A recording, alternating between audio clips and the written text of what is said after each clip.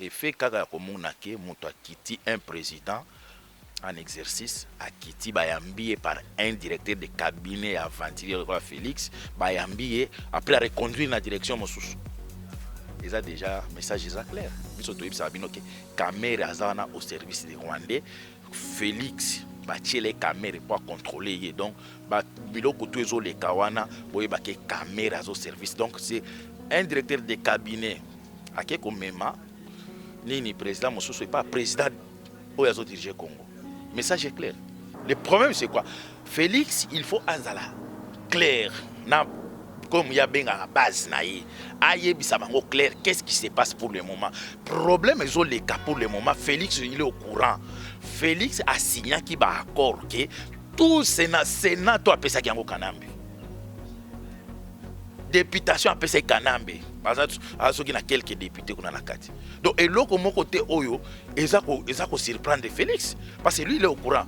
Bato malandangulo bakendo tellement na séance était alimentaire bangonde bazo sutuka mais biso te que Félix azana za lokola porte-parole tala master ngana opesa au pouvoir bon ngana bomba na yoza ka porte-parole na ngai kende obimaka lokola président mais oza président problème oya premier ministre wana bazo ko résoudre était entre na kanambe parce que ba américain na ba français d'ailleurs je pense que bato alanda qui place président français c'est que Félix il faut avoir la responsabilité d'un président.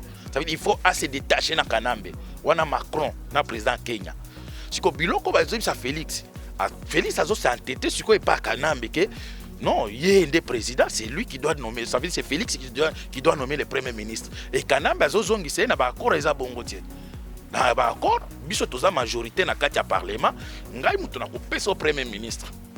Parce que jusqu'à présent, il y a étiquette. Mais Félix a ça quelque chose. Hein? Mais il peut le faire ce qui a maëlé. Mais il va coûter cher. Mais Premier ministre, la première des choses, il faut changer la constitution.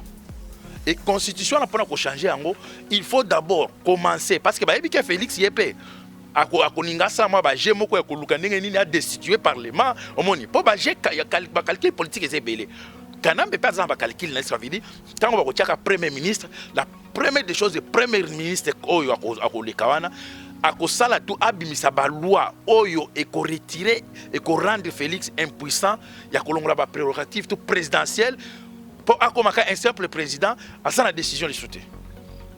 Donc Félix, c'est là où ceux qui ont Monica va installer la fois passée n'habite qui n'habite. Ceux qui ont Monica va installer Sénat, liwa moi na mere bandi. Nazo répétant ceux qui ont Monica va installer Sénat. Liwa Félix et bandi wana physique et politique. Mais yango commandant iso yango plutôt ngoni na kin lelo ba combattant IDPS ba telemi na ndenga mukete ba il faut vérité to moni pena na président par intérim ya IDPS abasengi vérité de urne ya élection ba sénateur rwanda vérité de urne na éviter commandant il faut pas bandela basengi donc il faut pas bandela basengi na président de la République il faut pas bandela ba élection wana na éviter commandant iso réaction monsieur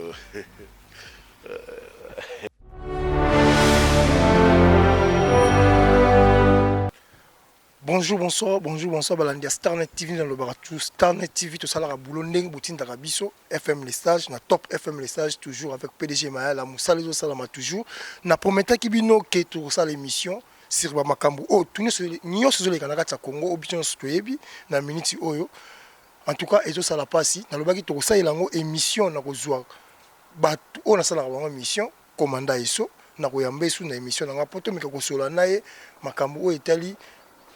Oh, nous sommes les Canadiens Congo, na gouvernement sur la Canada Congo, na ba élection tout ça na Canada Congo. Et puis to komeka ko betanya suma solo, muke na Makambu Italie, il y a Martin Fayulu oaza na 4 na biso en Europe. Donc to kosola na commanda iso. Ndé on le verra toujours FM message na sala ka boulot ndenge botinda ngai, na yesu ko sala musala ngai, ndenge na misala ko sala. Nazo remercier bato tout ba s'abonner na Starnet TV. Na remercie pe yo poser na poste ko s'abonner mozo ko hésiter s'abonner déjà parce que awa eza chaîne ozo pe ça toujours information chaîne ozo ba toujours vérité Starnet TV masolo ndi masolo ndé lo ba toujours nazo yamba commanda iso azo kota déjà toujours yamba commanda iso to meka un peu ko sola na commanda iso Et puis, le numéro de M. nous toujours autant pour participer à l'émission. Il y a Top FM. En tout cas, Abou Kanate, Abengabiso, pour ça l'émission. Bonjour, commandant Isso. FM. Nikolo Kimaki Gazeleki. Commandant Isso, Tozali toujours le bar. Moussala Salama toujours, commandant Isso. En tout cas, la réclamation Salami, il y a trop pardon dans Mbokébe, dans Australie, dans Amérique, partout à Bengibiso. En plus, il y a une photo il y a semaine Oyo, na Congo, il y a un tozongeli auto solana. Commandant Isso, batuni ba question est belé. Question de bosso non o batuni na tunayo, ezali Fayulu na kati Europe. Bit nini Fayulu ça. Et loko ni Fayulu ayiko ça na kati poto. Bit il y a voyage en Europe ezani. Non, Fayulu d'abord on a pesi batonyo so balanda biso mbote, batonyo so balanda biso. Bon continuer toujours na ko s'abonner parce que faut mieux avec les oreilles azoya toujours hein, prophète.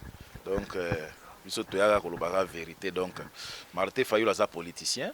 Je pense que ma démarche tout oya salaka est dans le cadre politique. Donc koya na yaki toza parmi bato liboso to annoncer que binto to bisaki bato ke Fayulu azoya parce que nous sommes informés et nous sommes en contact avec lui chaque fois et chaque moment où toza na besoin de kozwa information eza Bemba eza Katumbi eza Martin Fayulu Muzito Matungulu et Mbusa Nyamwisi toza parmi bato toza na bango na contact ba combattant au penza ba loba ke biso toza en contact na ba politicien wana eza biso peuple mokonzi. Donc Martin Fayulu ayaki ko sala toujours ba démarche na diplomatique o ezo sala que pour a ko recouvrir o eza vérité désir ne parce que boyebi que Martin Fayulu ke ne ba élection a gagné que oleme mais bato oyo balingi kotika Kongo na te ba s'imposa ki na minduki ba récupérer pouvoir nae mais Martin Fayulu depuis ayaki tozali na Belgique a tozali moi tant moké parce qu'il a demandé partout na ba chancelier ba nini ba ambassade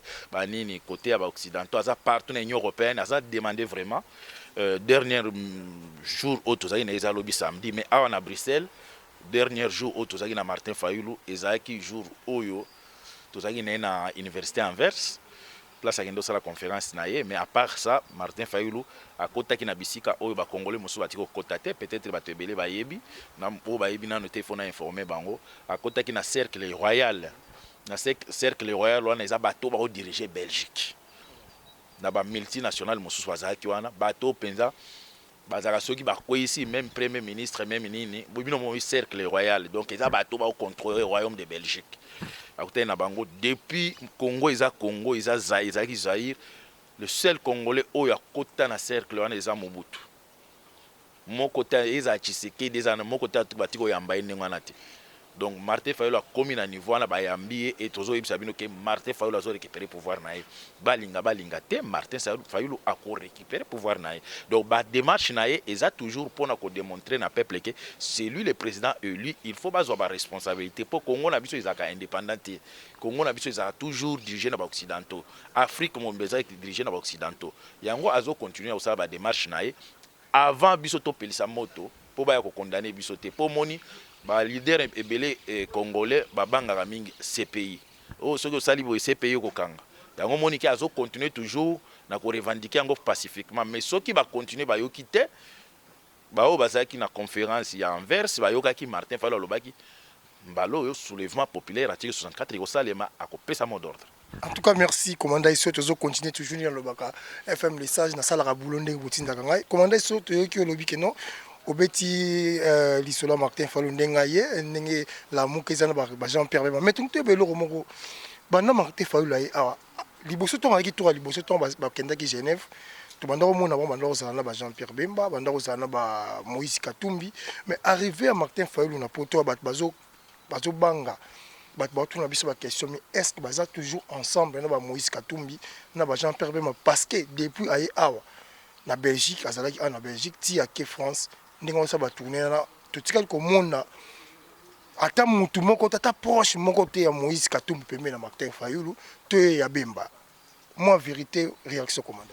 Non peut-être bandeko bazolo bandengana bazana souci ya mboka baza besoin bazana souci ya unité ya ba leader politique c'est vrai mais eza bongo te ndenge bango azokanisa na mais na kolinga ko expliquer bango ko encourager bango situation eza bongo te pour ceux qui botali bien place nyonso Martin Fayulu azo banda place nyonso azo leka mutu oyo azozwa parole liboso eza docteur Mbongani oyo azali président je pense ya MLC Europe omone aza donc botala place nyonso aza koleka muto oyo azoloba nyenye c'est bras droit Jean-Pierre Bemba donc baza toujours ensemble après même tango bakendaki na Genève kala boti komona nil parte omonaki Martin Fayulu na Jean-Pierre Bemba na Katumbi lokola ba master bayaka soki basangani bapesi message jusqu'à présent bakutani na noté.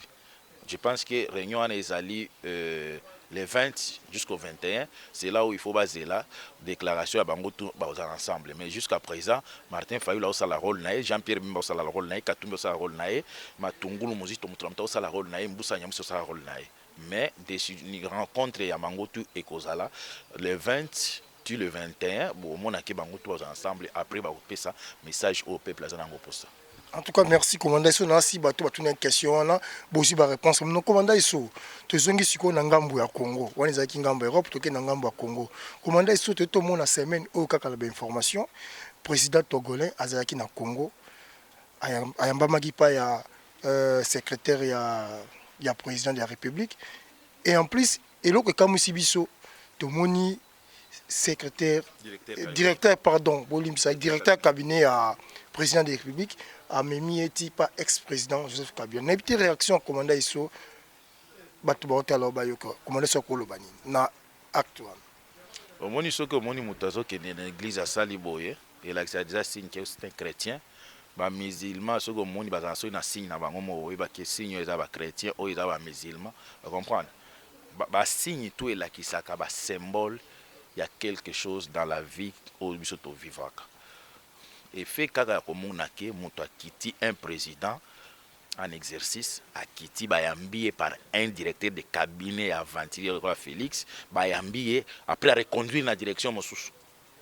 Ils a déjà message clair. Biso to ibisa bino ke caméra azana au service des Rwandais Félix batie les caméras pour contrôler donc ba biloko to ezo le kawana boye ba ke caméra au service donc c'est un directeur de cabinet akeko mema ni président Mosusu n'est pas président où il a dirigé Congo.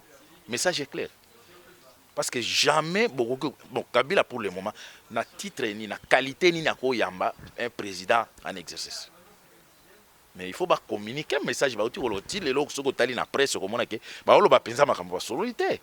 Bah, on va arriver à président togolais sur gaïko lobanini. Bah, on belangote.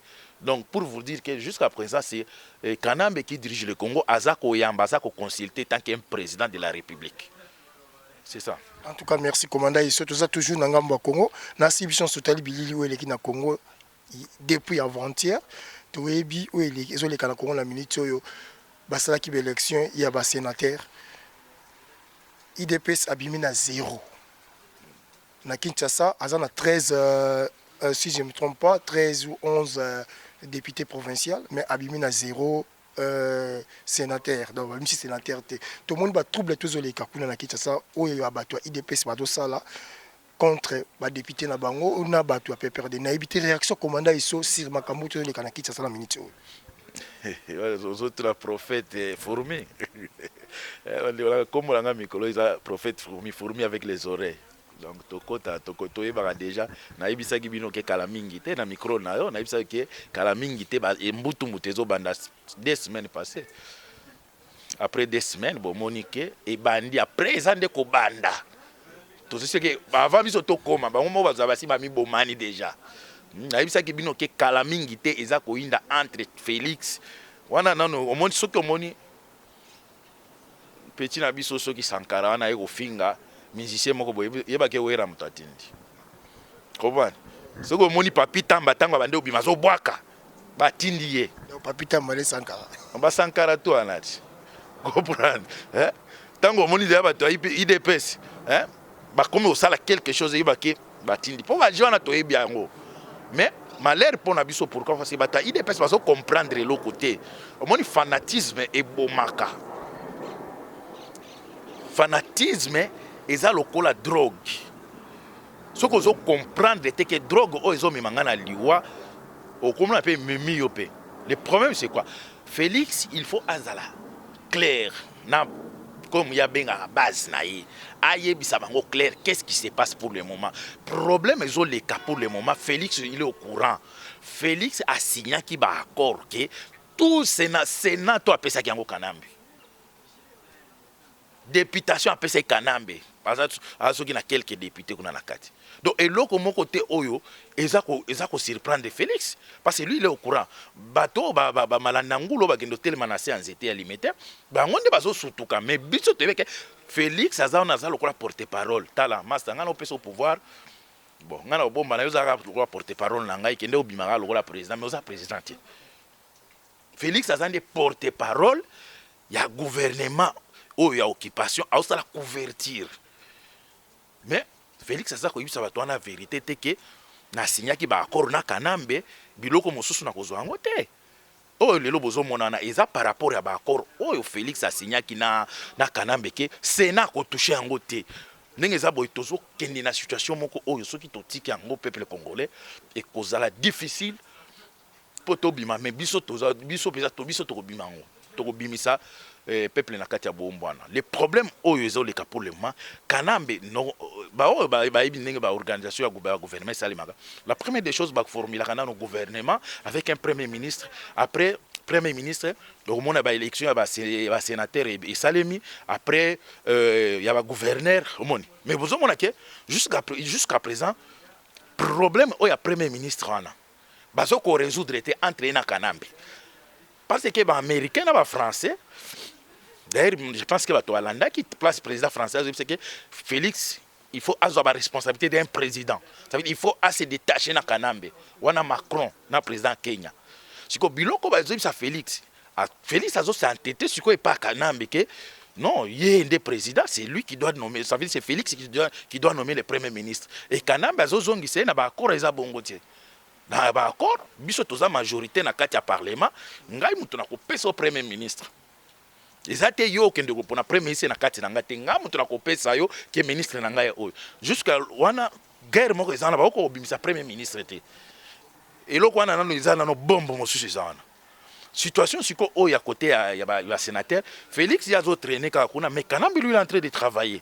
Ça veut dire comme nous tozo discuter dans comme premier ministre entre ta côté yo Kanambe azo pousser nanga salisa ba élection ya nini sénatoriale, ça veut dire tozo adia ba nini ba sénateur.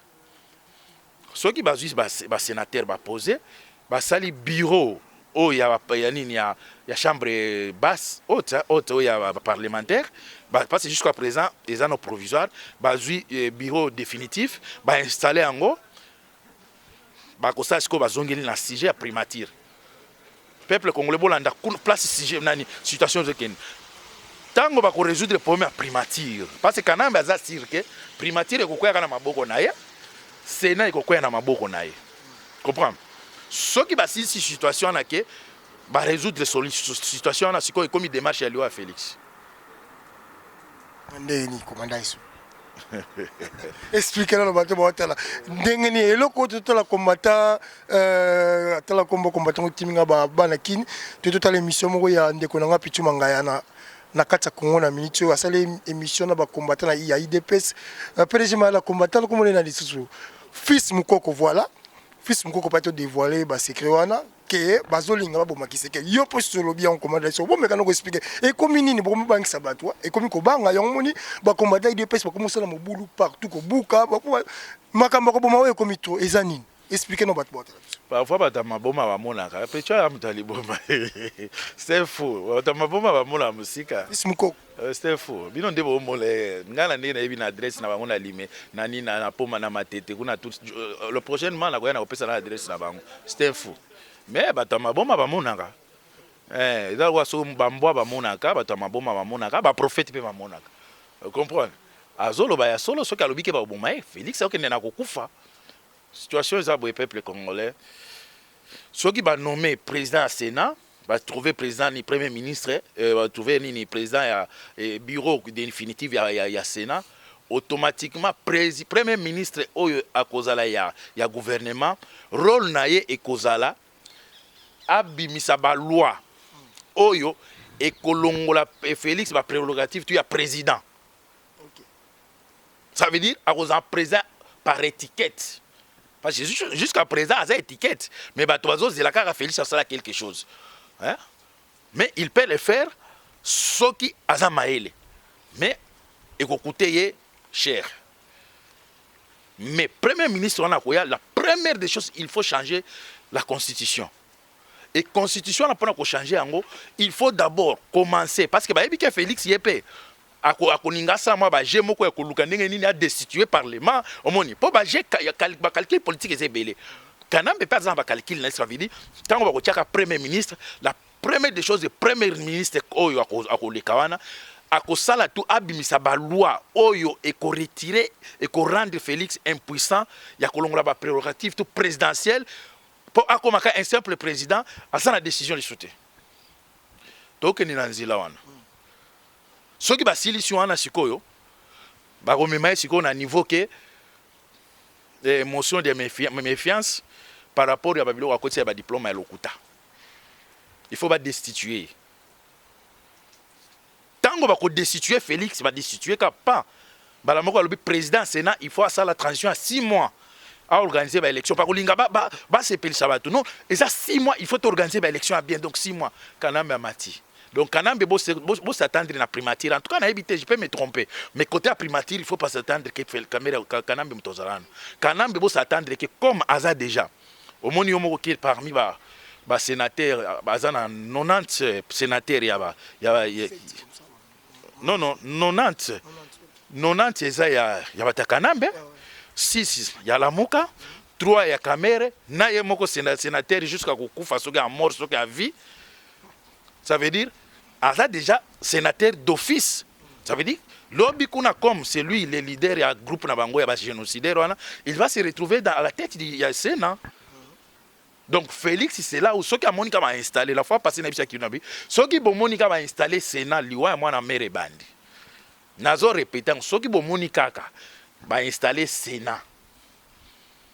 Liwa Félix et bandi wana, physique et politique. Mais commandant iso yango puto ngoni na kin lelo ba combattant IDPS ba telemi na ndenga mukete ba il faut vérité to moni pena na président par intérim ya IDPS abasengi vérité de urne ya élection ba sénateur wana vérité de urne na éviter commandant iso ba il faut pas bandela basengi donc il faut pas bandela basengi na président de la République il faut pas bandela ba élection wana na éviter commandant iso réaction tu sais, la français, les petits enfants font rire toujours les grands. Oui, voilà, Mickey, c'est bon, ça. Et ça va bien, Mickey, c'est une bêtise, ça. Mais, donc, au moment où tu as apprendre politique, Félix, c'est moi qui que na top Congo, Lobaki boy. Tout nier par rapport à un projet politique, comment il va gérer le pays. Alors, je n'ai pas d'expérience. Jusqu'à présent, c'est Kabila qui a l'expérience parce que lui, il a déjà travaillé. Moi, je n'ai pas d'expérience. C'est pourquoi, c'est lui qui dirige le Congo pour le moment. C'est Kanambe, avec projet toujours à FCC à Kanambe. Parce que jusqu'à présent, Félix a un projet de mon côté. Banzela oyo bazo nazo ya pona répondre banzela oyo lelo bakomi ko tchali soba makadam banzela wana lié ba million ba bandela ngo kaka oboni banzela wana ba tchango déjà ba makadam Félix a na 100 jours na ye obakomi bandi ko tchango makadam na budget nini budget sikoyo ya gouvernement na si ya sika ba voter ou bien budget akala donc ils a toujours continuité à Kanambe, c'est lui qui dirige le pays, comme Yemo Alobaki, qui est Kanambe qui a l'expérience. Pour la situation, pour le moment, il y a des gens qui ont revendiqué la vérité des urnes. Mais on doit commencer par présidentiel. Ah, mais on peut essayer les kits. 48 heures déjà, 24 heures, 48 heures déjà, c'est passé. C'est déjà ici les kits, les kits. Babo Sana. Oh. Donc pour la commander ça batika il est kalango bakende la cour constitutionnelle. Oui. Bato IDPS. Eza inutile ya kokende ko boma bato. Omoni ke bato ya la muka ba démocrate. Bo yibi biso ba élection, ti lelo fayo la soloba, on doit revendiquer nos droits pacifiquement. sans violence nulle part bomoni ke batalamuka babeti moto babomi moto mais tala bango kaka élection oyo bayibani bango na bango miyibi babomi déjà bato est-ce que bato ya ndenge wana bako diriger Congo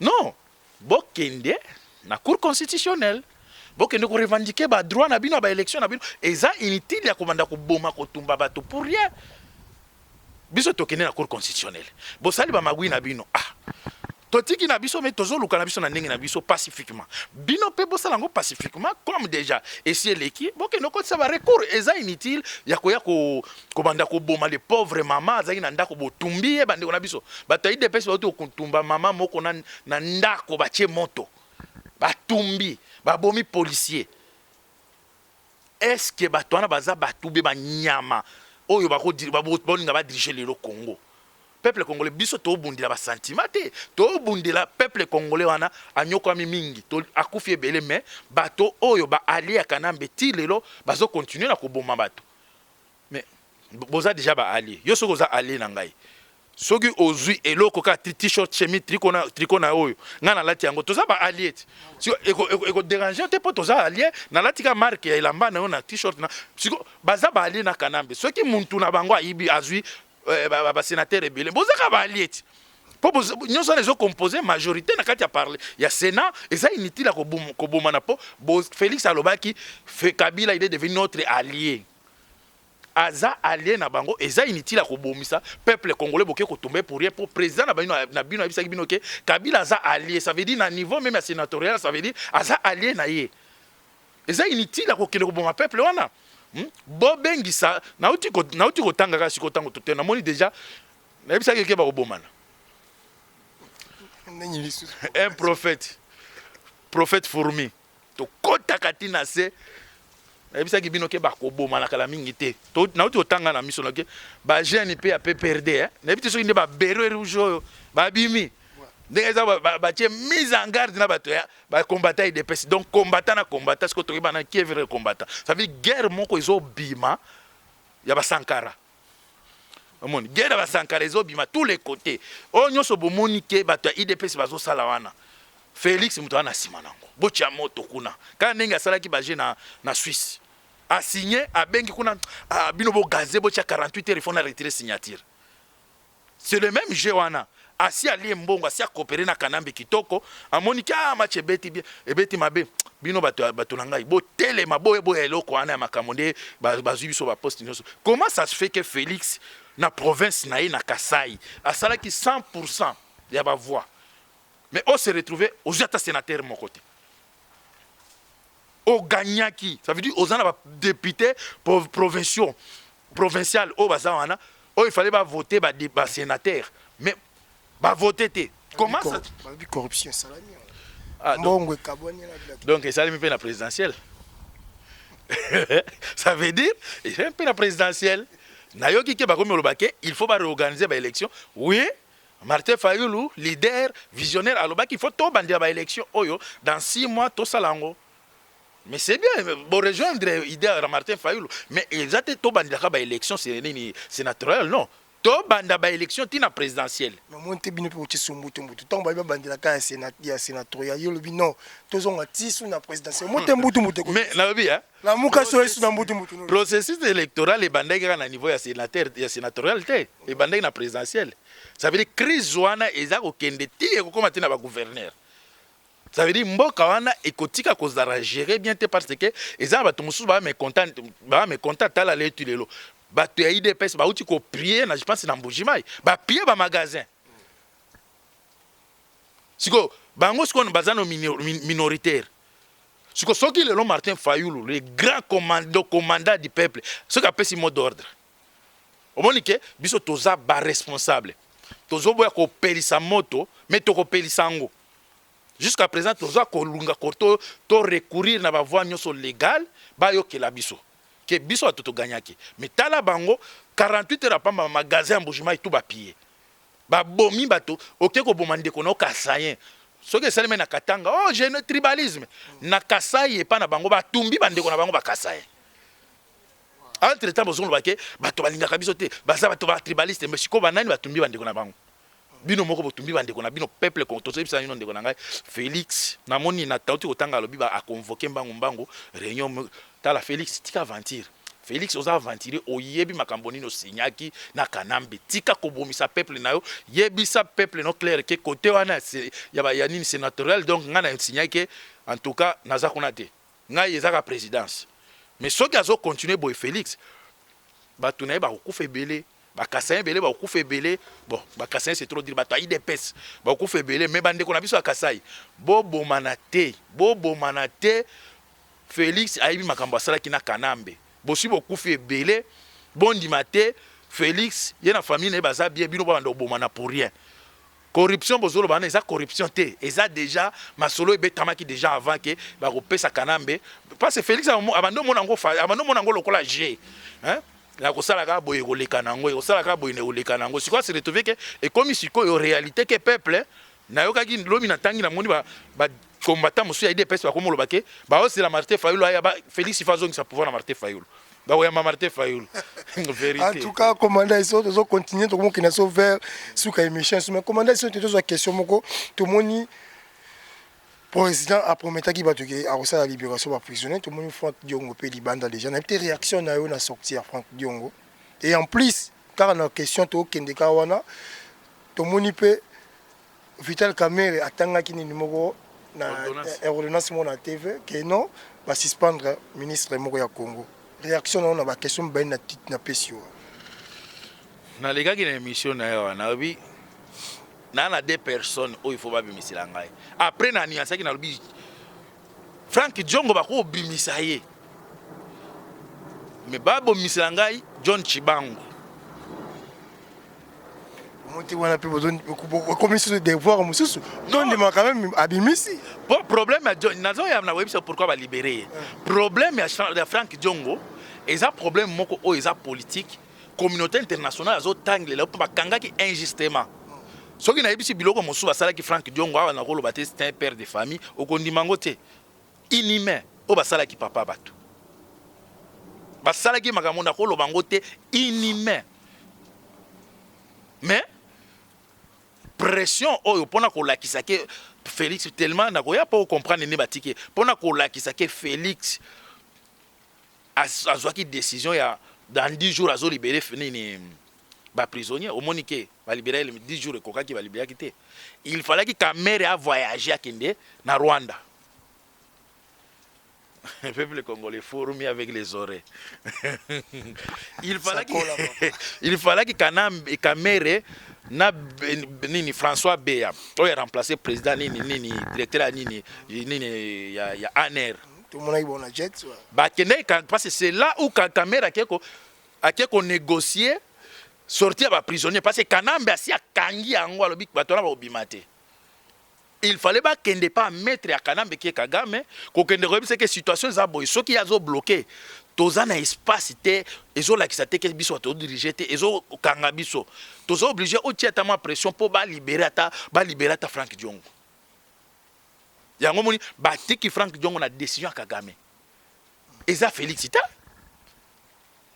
Kamerhe kende pona ko senga kuna ke ndenge za boye soki boko ba continuer toujours na ko bloquer là bozo bimisa ke Félix muto azo diriger Congo te ezo comme tâche difficile eleti na ordonnance ya ba prisonnier après ba prisonnier ngo ya tangi wana bato ya IDPS bango moko ba ko vérifier bato na bango ba na ba prison te plus de 500 prisonniers parce que ba boma bango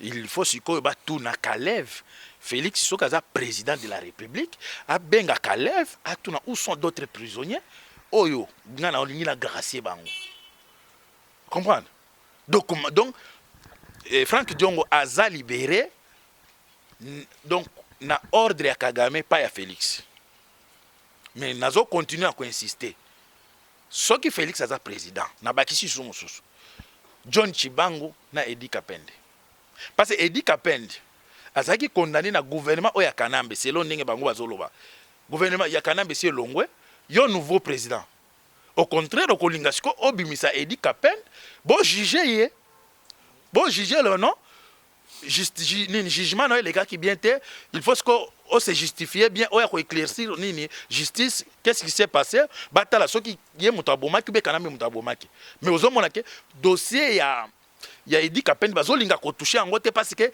Kanambe tanki azawana dossier kame ya nini ya Edi Kapende ba ko toucher yango te ya John Chibangu ba ko toucher yango te parce que John Chibangu aloba clairement ki azona ba militaire na ba minu ala kisepe na ba militaire ba kende okanga na Kenya et na Tanzanie comprendre na yebisa ki on alobi dossier ya nini ya comment il s'appelle ya Frank Diongo ba koki ko libérer parce que pression pour nini internanini pression diplomatique ils ont les cas mingi et aza parmi ba symbole concernant Diomi Ndongala na yebi ki aza na résidence surveillée ou bien hôpital aza pena makala te na micha dans l'hôpital na yebi la fois passée kaza na makala te ça fait longtemps parce que na solange ba tourna ba lobi ba tiko mona na makala te donc santé na yebi te soki permettre ki te aza kuna mais to yebi bino ke peuple congolais tout wana eza ba distraction et le peuple congolais aza kozela et pas ya Kanam ya Félix eza social banana ko bongisa social banana ko sécuriser peuple congolais talaga semaine oti koleka na Goma ba bomiso combien de personnes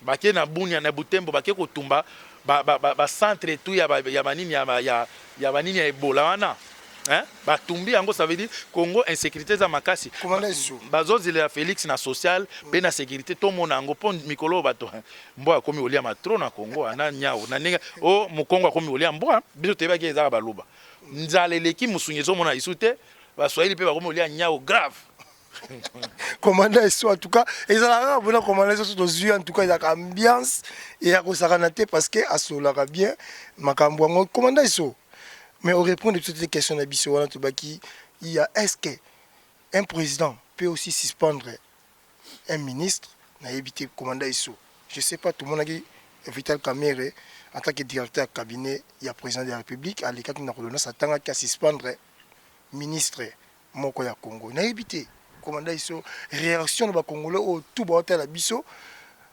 base la moi éclairage quoi mais na niveau na nganga na yebi ke ministre za mingi suspendu na premier ministre parce que c'est lui le ils a Rwanda ndako maman na papa papa asoki pa mingi na bana te mama za lokola premier ministre ye moto azakala tout le temps na bana ye moto mona kete ngana check wana po bandotala biloko boye longwa ngana ebike ba suspension mingi ya utaka pas premier ministre mais pour le moment nazo senga comme ba suspendaki le pauvre ministre Kolabo basa la pe Kamere na lingina mona asenga bakanga batutu o bauti kotumba bato na Kasai na mona justice pe salema.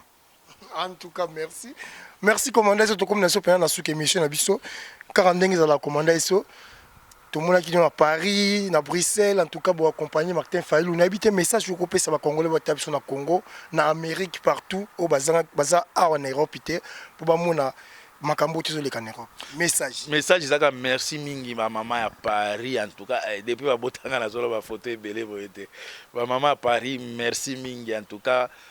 Papa tu à France parti Angleterre partout na remercier mingi bato azaki belé en tout cas ezaki réussite totale et puis c'est encourager ki biso komona ke bato bayoka ka biso balanda ka biso yango bato na bayaki merci mingi en tout cas merci mingi na camionnette Mbola na ba ndeko na biso tout oyo bayambaki biso bokechwa yambo tokene ensemble vie di Bolombo maître Bola donc tozaki moi ebelé sur place wana oyo tokende ko yamba Martin Fayulu mais ezaki réussite total parce que na poto apenza aza le premier leader politique oyo a marché na peuple après c'était plein à craquer donc Martin Fayulu donc commandant du peuple na katia peuple batu mamona kike eza pasi a na poto penza diaspora ndimayo mais Martin Fayulu bandimi donc eza déjà confirmation que c'est lui le président.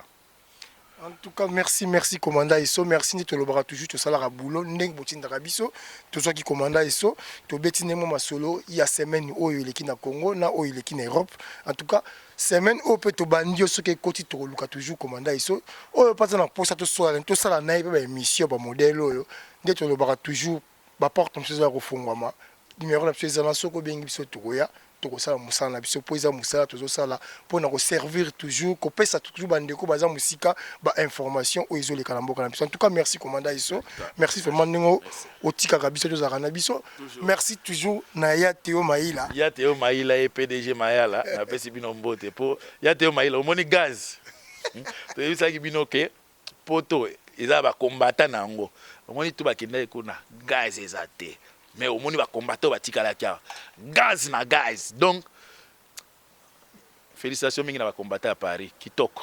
En tout cas merci commandant so, merci na Tachik Mayamba na Brésil, Odilon Kamalandwa, Carlin Kamalandwa na États-Unis, sans oublier Quatribe Boss Billy Kipulu, Roger Schengen Papa Yoji, JC Boko ya Dodini Matite na Robo Sanabinote. Donc merci d'abino nyos wanda Starnet TV pour continuer toujours kolanda biso tobito sala toujours boulot to lembati to sala musala ndenge botinda biso. Donc biso zakaka info ni na loba toujours FM les sages PDG Mayala ezakaka info juste info to kendra la bêtise te biso musalande et les kamaloba nebele. Merci. Vous avez toujours branché dans Starnet TV, vous s'abonnez, non, vous s'abonnez et belé parce que vous avez besoin d'informations modèles. Biso ratakati. Chaque week-end, tu as nos maïli. Merci en tout cas. Botika Malam. À la prochaine numéro.